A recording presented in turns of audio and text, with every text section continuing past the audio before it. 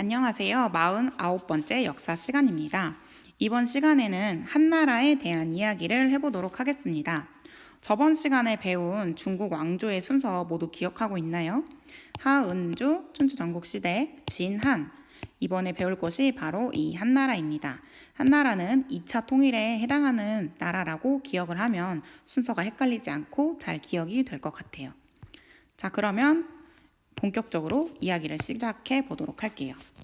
오늘은 한 나라만 배운다고 했는데 핑크색 네모 박스가 3개가 있습니다.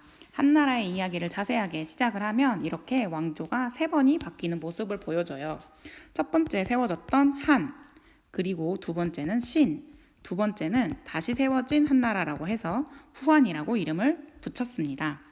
후한과 비교해서 이 한나라를 전한이라고 부르기도 해요.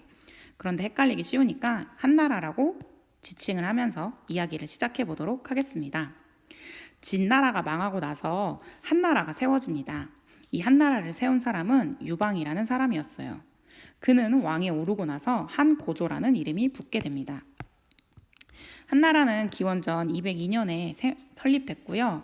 한고조는 한나라를 어떻게 하면 잘 통치할 수 있을까 하는 생각을 하면서 군연제와 봉건제를 융합하는 방법을 사용하자고 생각을 하게 됩니다. 이것이 바로 군국제라는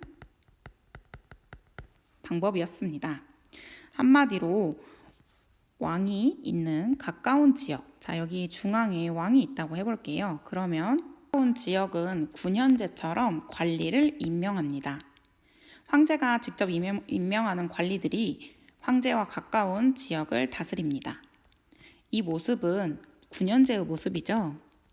그런데 황제와 거리가 먼 지역, 멀리 있는 지역은 봉건제로 다스립니다. 한마디로 혈연과 관련된 사람들을 여기에 보내는 거죠. 그러면 이거는 봉건제의 모습이죠. 이 방법을 짬뽕해서 사용한 방법이 바로 군국제입니다. 우리 교과서에서는 이 내용에 대해서 설명은 나와 있지만 군국제라고 하는 단어는 교과서에 나와 있지가 않습니다. 그렇기 때문에 선생님이 지금 별표를 마구마구 치고 있는데요. 이 내용은 온라인 수업을 잘 들었다는 근거가 되기 때문에 시험에 꼭 내겠습니다. 시험 기간이 돼서 선생님이 이 설명을 다시 해주지 않고 우리 지금 온라인 수업을 잘 듣는 친구들만 이걸 기억해서 맞출 수 있는 문제를 내겠습니다. 그러니까 지금 수업을 듣고 있는 학생들은 교과서에 군국제라는 표시를 꼭 해두고요. 그것을 잘 기억해서 시험에 맞출 수 있었으면 좋겠습니다. 군국제라는 표시를 해두어야 할 곳은 교과서 184쪽 맨 위에서 두 번째 줄입니다. 한 고조는 진의 군현제를 이어가는 한편 일부 지역은 친척과 공신에게 나누어 다스리게 하였다 라고 쓰여 있습니다. 이것이 바로 군국제에 대한 설명입니다. 그렇기 때문에 두 개를 밑줄 쳐놓고 군국제라고 꼭 써두세요. 자, 그 다음 한 고조를 이어서 한나라의 전성기를 누렸던 왕이 있습니다. 황제겠죠. 이 황제가 바로 한무제입니다. 한무제는 군국제를 사용했던 한 고조와 달리 군현제를 전국적으로 확대해서 실시하게 됩니다. 그래서 한무제는 군현제, 한 고조는 군국제를 사용했다는 점이 두 왕의 서로 다른 특징이라고 볼 수 있겠어요. 한무제는 유학을 통치 이념으로 삼습니다. 그러니까 진나라는 법가를 사용했는데 금방 망해버렸죠. 한무제는 이 법가보다 유가가 더 통치에 적합하다고 결정을 한 거예요. 그래서 유학을 이용해서 국가를 다스립니다. 유학을 이용해서 또한 중앙 집권 체제를 확립해서 나라를 이끌어 나간 것이 바로 한무제였습니다. 또한 한무제 시기에는 동서남북으로 여러 지역의 영토를 넓히기 시작합니다. 남쪽으로는 베트남 북부, 동쪽으로는 고조선, 우리나라인 고조선까지 공격을 한 것이 바로 한무제입니다. 또한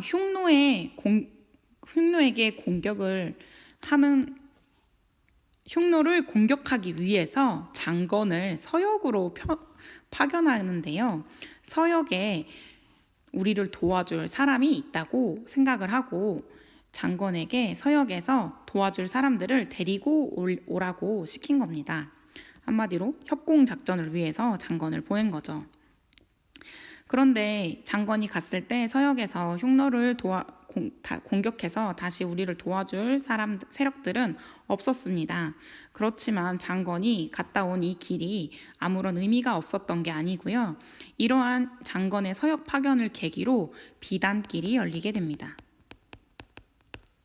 한마디로 동서가 교통할 수 있는 길이 열렸다는 건데요. 이 길을 통해서 비단이 많이 교류되었기 때문에 비단길이라고 이름이 붙였습니다. 비단길 잘 표시해두고 이를 통해서 동서 교육이 활발히 이루어졌다라고 기억해두면 좋을 것 같아요. 또한 이렇게 한무제는 전쟁을 많이 해야 됐고 또 당시에 흉년이 들기도 했기 때문에 국가 재정이 어려워졌어요. 그래서 이걸 해결하기 위해서 전매제도라는 것을 실시하게 됩니다. 전매제도는 전부 다 매입해서 국가가 가졌다고 기억을 하면 좋아요. 이 전부 다 가져가 버린 물품이 뭐가 있냐면 바로 철 그리고 소금이 대표적입니다. 철과 소금은 사람이 살아가는데 정말 필요한 물건이었어요. 소금은 없으면 죽죠. 철은 당시에 농사 기구를 만들어야 했기 때문에 필수 물품이었습니다. 이거를 국가에서 전부 다 사들이고 나서 필요한 사람들에게 국가만 판매를 하는 거죠. 그러면 국가가 이걸 통해서 이득을 얻을 수 있을 텐데 이러한 방법을 이용해서 활발한 정복 활동에 필요한 재원을 확보했습니다. 자, 그 다음에 신나라의 이야기로 가볼게요.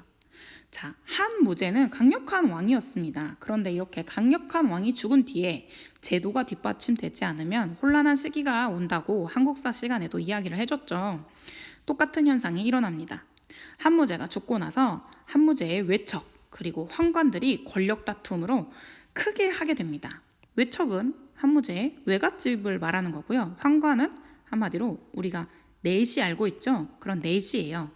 자, 외척과 환관이 서로 다툼을 하면서 왕권이 크게 약화되게 됩니다. 왕권이 약화된 틈에 힘을 키운 사람이 바로 외척 세력이었습니다. 이 외척 세력 중에 왕망이라는 사람이 왕권을 빼앗고 새로운 나라를 만들게 되는데 그것이 바로 신나라였어요.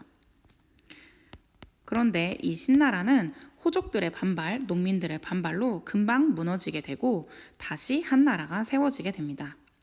다시 세워진 한나라에 세웠던 사람은 유수라는 사람이었고요. 그는 왕위에 올라 광무제라는 이름을 받게 됩니다.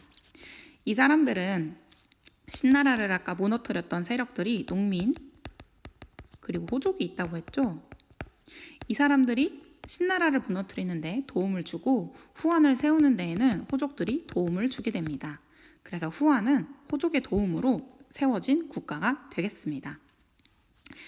이러한 한나라는 전한 그리고 후한을 통틀어서 경제가 계속해서 발전해 나가고 큰 나라로 이륙하게 됩니다.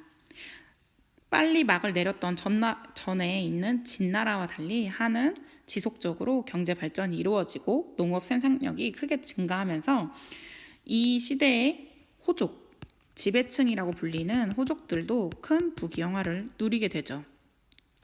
호족들은 사회를 이끌면서 많은 토지를 소유하고 농민들을 지배하면서 중앙으로 올라가서 중앙의 관리가 되기도 했습니다. 자, 한나라의 경제 모습과 문화적 특징을 자세히 한번 알아볼게요. 우선 경제적으로는 농업 생산력이 증가를 했고요. 호족이 등장하는 거 이야기를 했습니다. 자, 그 다음 한나라는 당시 지금의 우리가 중국의 글자를 뭐라고 하죠? 한자라고 하죠. 이 한자라고 하는 이 한이 한나라의 한자입니다. 그래서 중국의 전형적인 모습, 그것을 이룩한 것이 한나라라고 보면 되겠습니다. 한자의 서체를 정리해서 표준 글자를 한나라 때 정리하게 되고요. 당시에 잘 나갔던 한나라의 역사를 기록하기 위해서 역사서가 편찬됩니다. 사마천이 쓴 역사책 사기, 반고가 쓴 역사책 한서는 동아시아 역사의 역사 서술의 표본이 될 정도로 큰 기록을 남긴 역사서입니다. 또한 한나라에서는 지동의, 혼천이 이러한 발명품들을 만들어내게 되고요. 비단길을 통한 동서교류를 이룩하면서 동서교류에 큰 역사적 기록을 남깁니다. 또한 한나라는 중국의 4대 발명품이라고 불리는 4가지 중에 한 가지를 개발한 시기이기도 합니다. 그것은 바로 종이입니다. 채륜이라는 사람이 종이를 제조하게 되는데요. 교과서 184쪽에 보면 종이를 만드는 방법이 만화로 나와 있습니다. 수업이 끝나고 나서 자세히 한번 살펴봤으면 좋겠어요. 이러한 종이가 있기 전엔 그럼 대체 어디다가 기록을 했을까요? 바로 대나무나 비단에 기록을 했습니다. 대나무나 비단에 기록하는 거는 부피가 크고 가격도 너무 비쌌기 때문에 여러 사람들이 쓰기 너무 어려웠죠. 하지만 종이의 개발로 간편하고 많은 사람들이 쓸 수 있는 제도적 기반이 마련되었다고 볼 수 있겠습니다. 또한 한나라의 문화의 특징은 유학이 발전했다는 것인데요. 학문이었던 유학이 많이 발전해서 하나의 종교적인 이념처럼 신념으로 발전하게 됩니다. 그것이 우리가 계속해서 한국사 시간에 이야기했던 유교입니다. 또한 유교를 공부하기 위해서는 태학이라는 유교를 공부하는 학교가 있었고요. 유교적 내용을 가르치는 선생님들인 오경 박사가 있었습니다. 오경이라는 것은 5개의 유교적 서적을 말하는데요. 5개의 유교적 서적을 잘 공부한 박사님들이라고 기억하면 되겠어요. 그리고 이렇게 유교적인 학문적 지식을 많이 가진 사람들을 관리로 뽑고 그들을 이용해서 중앙 집권 정치를 완비했습니다. 또한 유교 경전의 정리가 활발하게 이루어지면서 훈고학이 발전하게 됩니다. 훈고학이라는 것은 유교 경전의 문장이나 작구를 해석하는 학문인데요. 훈고학이 한나라의 특징적인 학문이라고 기억하면 좋겠습니다. 이렇게 잘 나갔던 한나라는 결국에는 멸망하게 됩니다. 정권을 잡은 호족들이 대토지를 계속해서 확대해 나가고 농민들을 수탈하면서 농민들은 살기가 어려워지죠. 그러니까 농민들은 또 농민 봉기를 일으키게 되는데요. 이들은 노란색 두건을 머리에 두르게 됩니다. 계속해서 이러한 같은 옷을 맞춰 입고 농민 봉기를 하는 게 나타나는데요. 여기서는 노란색 두건을 사용했네요. 황건적의 난이 일어나면서 나라는 혼란해지기 시작합니다. 이러한 혼란해진 틈을 타서 자기의 경제적 기반과 정치적 기반을 확보한 호족들은 각자 독립해서 나라를 만들기 시작합니다. 한나라는 더 이상 지방에까지 영향력을 행사할 수 있는 힘이 없어지면서 나라가 흔들리게 되고 위나라, 총나라, 오나라라고 하는 삼국시대가 열리게 되면서 한나라는 막을 내리고 위초고의 삼국시대로 중국사의 흐름은 넘어가게 됩니다.